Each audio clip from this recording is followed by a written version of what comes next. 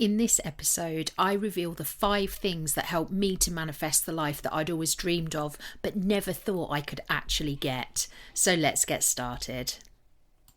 Hi, I'm Katie, and after many years as a struggling single mum, I transformed into a highly successful manifestor with multiple businesses, better relationships, financial abundance, and way more peace, joy, and happiness in my life.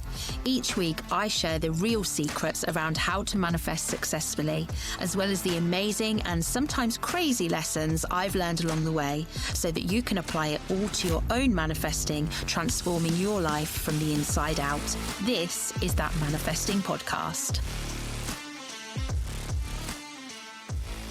Welcome back to That Manifesting Podcast. It's lovely to have you here, and quite frankly, I'm really happy to be here. I have not been very well recently. I had some horrible flu-y type cold lurgy thing, and it made me feel really, really poorly. In fact, I'm very rarely ill, but it actually knocked me on my arse that much. I had to spend a couple of days in bed, which was not pleasant for anyone except for Bumble the dog, who thought it was marvellous that I was spending 2 days laid in bed so she could just frowse around and live her best life. I hope you are well and have not had this god-awful lurgy. And I talk about my health for a reason, and that is when I was feeling at my worst. I don't mind admitting that I cried.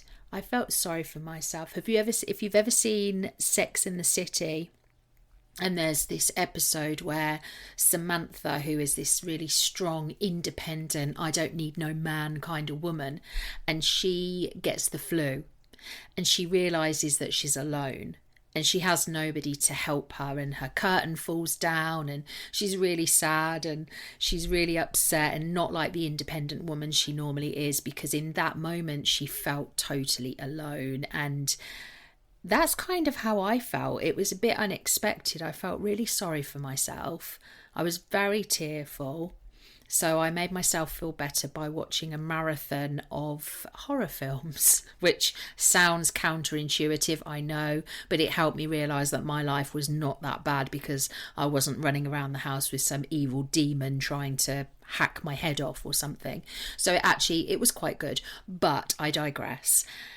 When I was feeling bad, or when I feel bad in any moment in my life, I always try and look for a way to reframe it so I can get quickly back on track. And that even happens when I'm poorly and I'm feeling sorry for myself. So what I did was I wanted to think back about just how far I've come on my own manifesting path, because I know I share some bits, but I very rarely sit down and really think about just how much I've achieved in my own life. And I don't mean that in a big-headed way. I mean that in a reflective way, actually looking back and realising how far I've come. And 10 years ago, I would never have done anything like this podcast. I would never have started my own business, because I just didn't have it in me. I was one of these people that I had lots of bravado on the outside. I reflected to people that I was confident, I was a go-getter, I was powerful, I was strong, I didn't take shit from anybody. That was what I projected. But inside, I literally felt like I was dying every day. I had horrendous imposter syndrome. I was always questioning my abilities as a parent. I didn't think I was worthy of love. I was in debt. I was constantly worried about money. Things in the house, I couldn't afford to get them put right. There was so much in my life that just made me want to stay under the duvet for the day and just not face the world. Luckily, I had my daughter, so I had to get up and I had to just go for it. So that's what I did. But when I say to you, I am unrecognisable today from the person I was 10 years ago, I honestly mean that. There is no comparison. And I think that's why I feel so motivated to try and help other people, because many people would have looked at me and thought I was probably a lost cause. Honestly, I was that depressed and negative and so stuck in a mindset that it was me against the world all the time. It was me had to fight this fight and do this. It was all like, just life was a constant battle. And the person I am today is so incredibly different from that person. And it has totally transformed my life. Like, totally. I have 2 successful businesses. I have the money that I've always wanted. I have opportunities that literally fall into my email inbox every single day. I've become an incredible parent, I believe. You know, my daughter's moved on and moved out of home now, but we still have an incredible relationship, and I think that that's down to the way I parent. I have the best friendships in my life that I have ever had. And yeah, I can't believe sometimes the world that I live in now, because it is a world away. So long story short, well, it's not really short, is it? Because I've just banged on at you for ages. But when I was in my sick bed, I discovered that there were 5 key things that really made a difference to me and helped me to transform. Now, you may have heard me speak about this before. If you haven't, then get ready, because this will change how you think about manifesting. But I had to transform from being an unaware manifestor and become an intentional creator. 99% of people are walking around this earth as unaware manifestors. An unaware manifestor is somebody who hasn't learned how to control their manifesting outcomes. They let things happen, they become ripple effects for other people's lives, and they don't take control of what's happening in their own life. Then when things happen, they can't see that that's a direct reflection of that chaos that's inside them, and that they're not taking control of their ability to create the life that they want. That is an unaware manifestor. They're getting everything that they don't want, and often the complete opposite of what they were hoping to achieve. Whereas an intentional creator is somebody who has a thought, and sometimes within days, it can take longer than that, but things start to happen and things start to shift. An intentional creator, if they're dating, will have a thought about, this person hasn't messaged me today, and all of a sudden they get the message. Their ability to manifest is so incredible that they're doing it intentionally, but often without even realizing it. That's the power of being an intentional creator.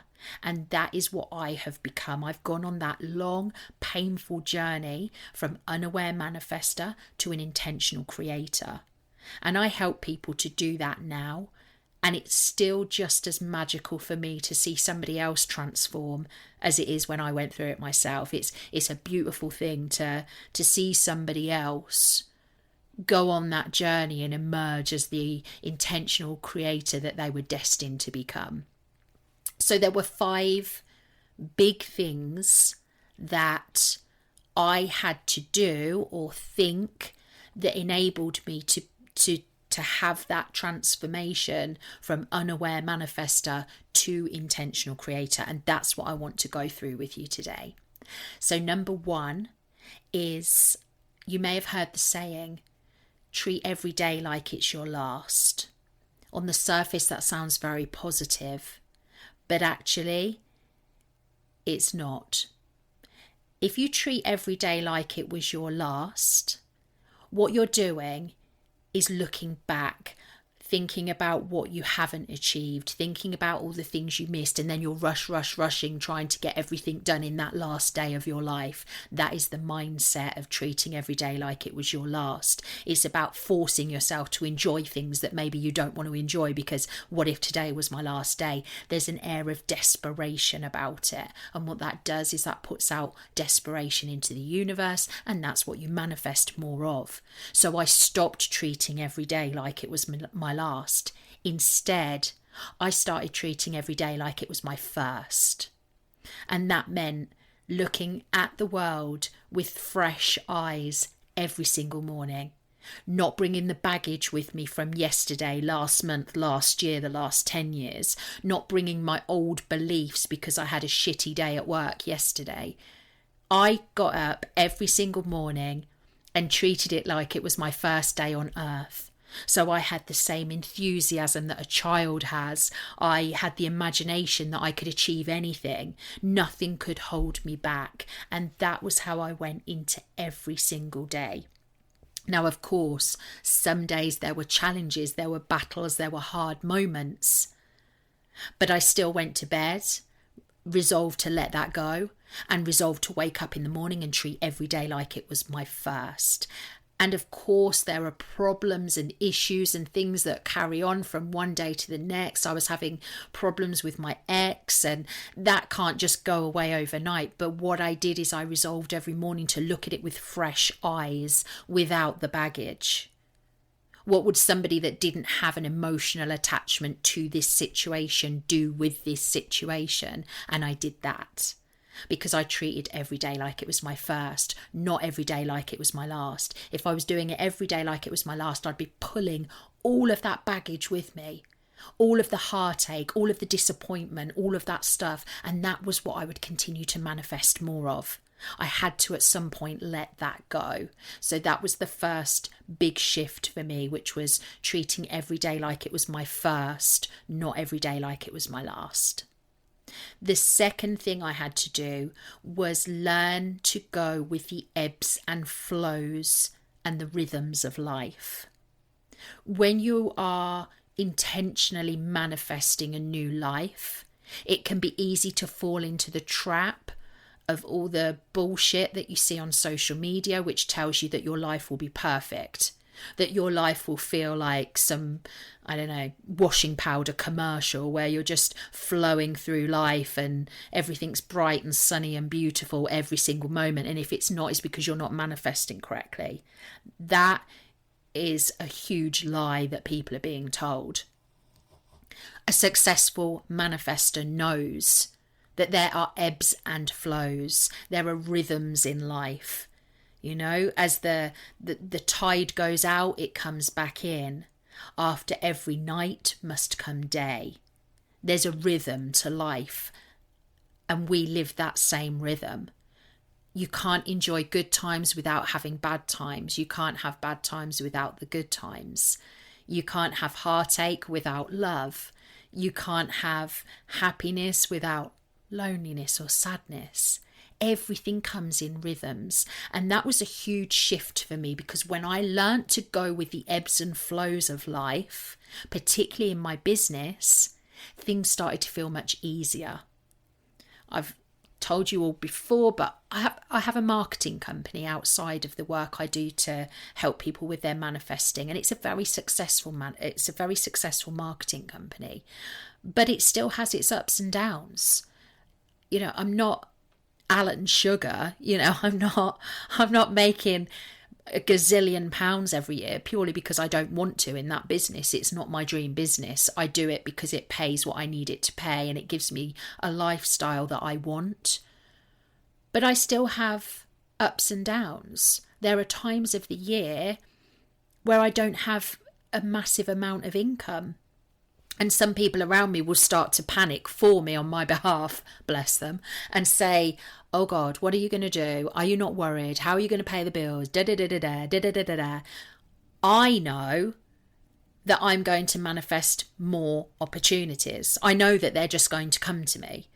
And so I don't stress it. I see it as I've got a couple of weeks or a month or whatever to do things that I enjoy doing. Perhaps I take on an additional manifesting client because I want to help someone else to change their life.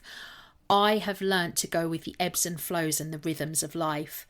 And just because I have a bad week or a bad day or a bad month or whatever it might be, I always know in my heart that it's going to turn back around. So I just ride it out. And that was a huge factor in changing how I showed up in the world and how I manifested something different. It really was a massive game changer for me.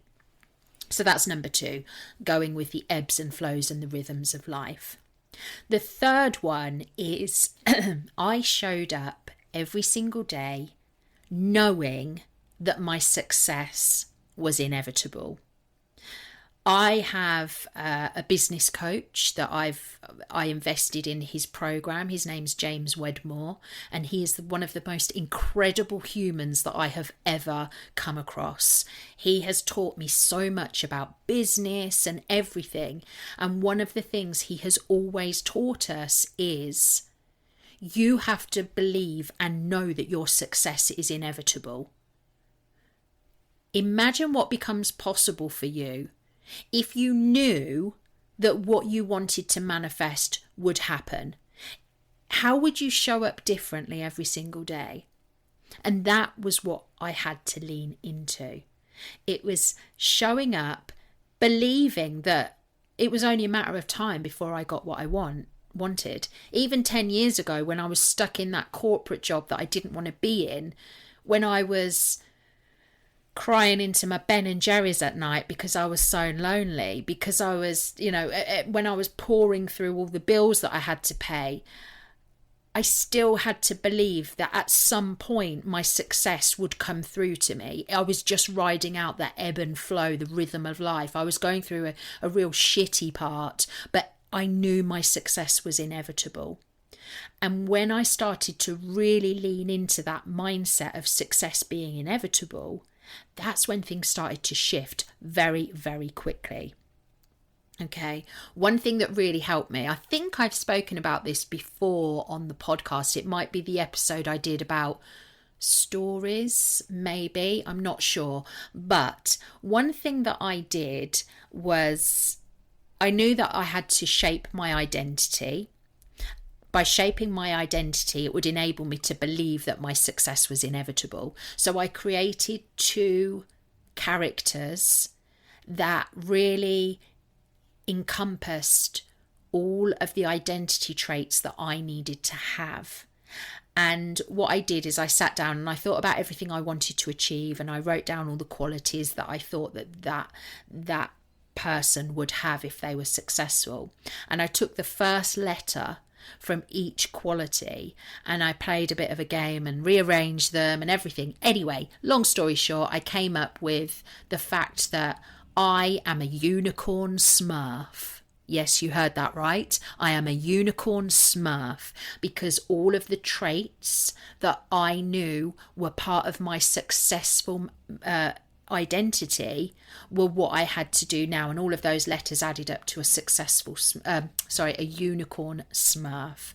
So for example, for the unicorn part, it was I am unconditionally oh gosh, I'm tripping over my words. I'm so excited to tell you this. Let me start again.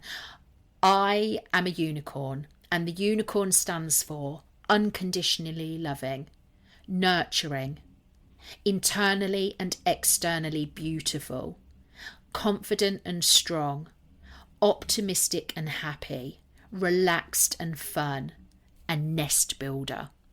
Now let me just talk you through those for the unicorn.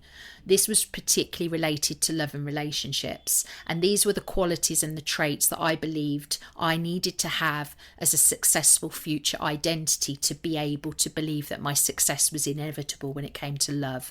So unconditionally loving, that speaks for itself. I had to be unconditionally loving to everybody in my life if I wanted to receive that back. I had to be nurturing. I had to nurture every relationship, also with myself.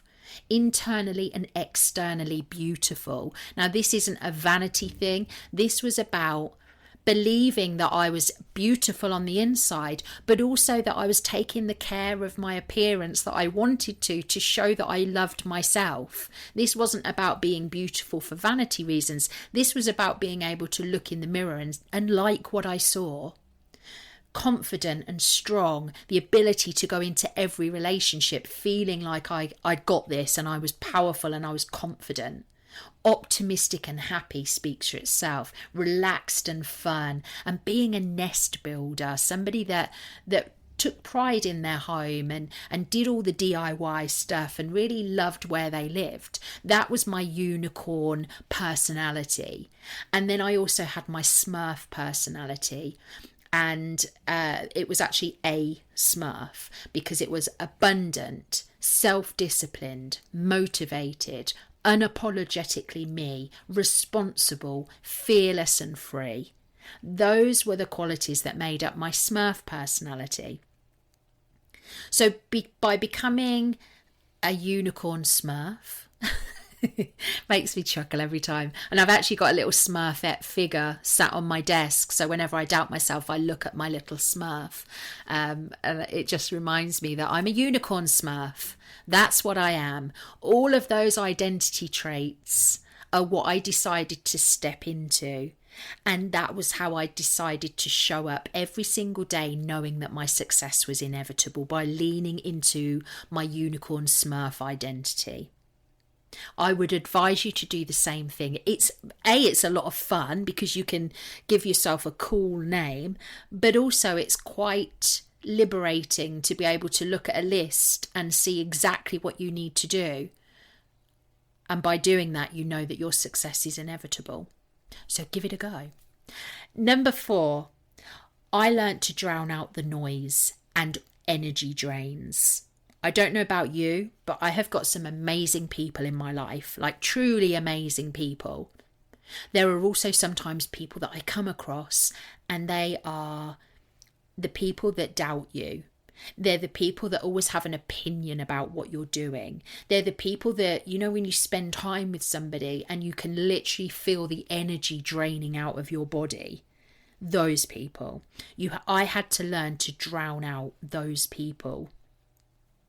And I did that by, in a metaphorical sense, standing guard at the doorway of my inner being. I decided who comes in. There's a difference between listening to somebody and taking on what they believe as your own thoughts, your own doubts, your own beliefs. I like to be, it's almost like a trampoline, like people throw opinions at me and they just kind of bounce back off again.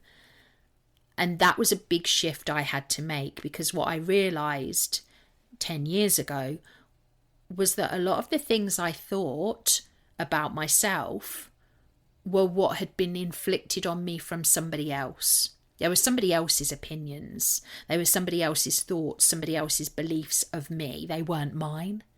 I had to learn to drown out those noise and those energy drains. And it's like I say to my clients that are going through this learning to drown out the noise, we go through different exercises and techniques to help them do that. And I say to them, if you wouldn't let someone pack up their stuff, move in with you, follow you around your own house all day, spouting off opinions at you, eating your food, sitting right next to you on the sofa, if you wouldn't let somebody do that, then why are you letting them live rent-free in your head? It amounts to the same thing. You might as well just open the door of your physical house, let them come in and live with you.